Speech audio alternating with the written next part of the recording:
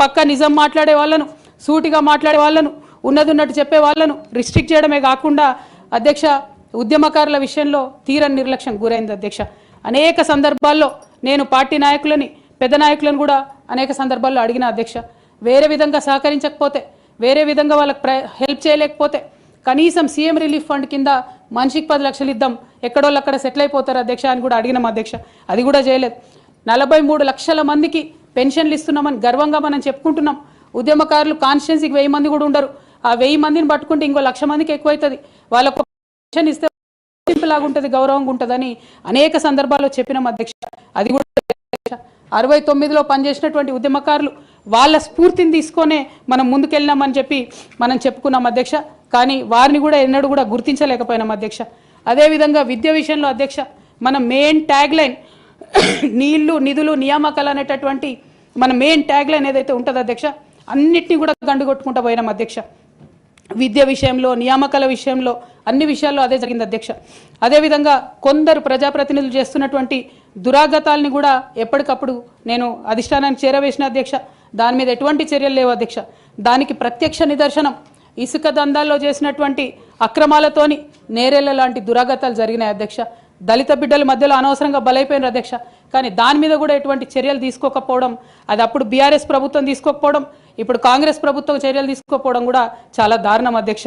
Bodhan sugar factory అధ్యక్ష, నా ప్రాంతం అధ్యక్ష, నా బోధన్ మా అత్తగారిల్లు.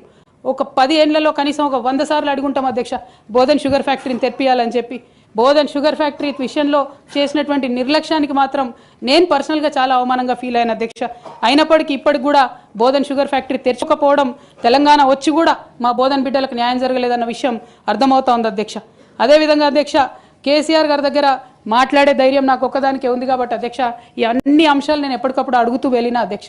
సరే పర్సనల్గా వారు నాకు తండ్రి, పార్టీ అధ్యక్షులు, ఒక 2 విషయాలు చేసినా ఒక 2 విషయాలు చేయకపోయినా నడుస్తుంటుంది పార్టీ అన్నప్పుడు, ఇంత పెద్ద వ్యవస్థ ఉంటే అనుకోవచ్చు అధ్యక్ష. కానీ కింద ఉండేటటువంటి అనేక వ్యక్తులు కంటిన్యూస్గా దురాకతలు చేస్తుంటే కూడా మరి చూసుకోకపోతే కరెక్ట్ కాదు అధ్యక్ష. అదేవిధంగా టీఆర్ఎస్ నుండి బీఆర్ఎస్గా మారుస్తామనేటటువంటి ఒక కీలకమైన నిర్ణయం తీసుకోవడం జరిగింది అధ్యక్ష. ఆనాడు కూడా ఆ మీటింగ్ నేను అటెండ్ అవ్వలేదు అధ్యక్ష. నేను ఒప్పుకోలేదు, ఈ పేరు మార్పుకు ఒప్పుకోలేదు, నేషనల్ పాలిటిక్స్లోకి వెళ్ళడం కూడా నేను ఒప్పుకోలేదు అధ్యక్ష.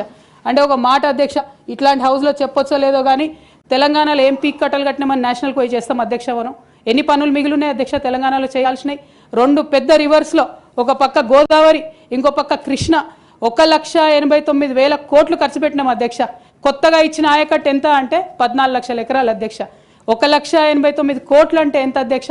1,00,000 కోట్లు ఖర్చు పెడితే 20 లక్షల మంది పేద ప్రజలకు ఇంటికి 5 లక్షలు వేసుకున్నా 20 లక్షల మందికి పేద ప్రజలకు ఇల్లు ఇవ్వచ్చు అధ్యక్ష మనం. కానీ 1,89,000 ఖర్చు పెడితే అధ్యక్ష జరిగింది ఎవరికి, ఒరిగింది ఎవరికి అంటే ఒక వ్యక్తి 1989లో కంపెనీ పెట్టుకున్న ఆయన మన తెలంగాణ వచ్చిన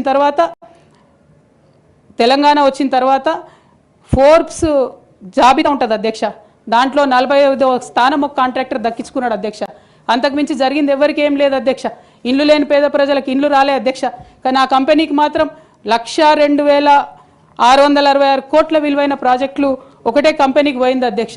ఇది ప్రైవేట్ విషయం అని అనిపించవచ్చు అధ్యక్ష. కానీ తెలంగాణ రాష్ట్రం తెచ్చుకున్నదే ట్రాన్స్పరెన్సీ కోసం, తెలంగాణ రాష్ట్రం తెచ్చుకున్నదే అకౌంటబిలిటీ కోసం, తెలంగాణ రాష్ట్రం తెచ్చుకున్నదే ఇండిపెండెన్స్ కోసం. ఇవేవి లేనటువంటి తెలంగాణ రాష్ట్రాన్ని మనం ఊహించని కూడా ఊహించలేము అధ్యక్ష. చూసుకుంటూ ఊరుకోవడం కూడా సరికాదు అధ్యక్ష. అదేవిధంగా అధ్యక్ష ఇంకో పక్క తెలంగాణను పదే మోసం చేస్తున్నటువంటి భారతీయ జనతా పార్టీ అధ్యక్ష ఒక్క ప్రాజెక్ట్ కూడా నేషనల్ ప్రాజెక్ట్ హోదా ఇయ్యలేదు అధ్యక్ష. ఒక్కటంటే ఒక్కటి కూడా విభజన హామీలు అమలు చేయలేదు అధ్యక్ష. ఐఐటిఆర్ లాంటి సంస్థ మన దగ్గర వస్తే ఎంతోమంది యువకులకు ఉద్యోగాలు వచ్చాయి అధ్యక్ష. అవి పర్సనల్గా ఇవ్వకుండా ఆపారు అధ్యక్ష.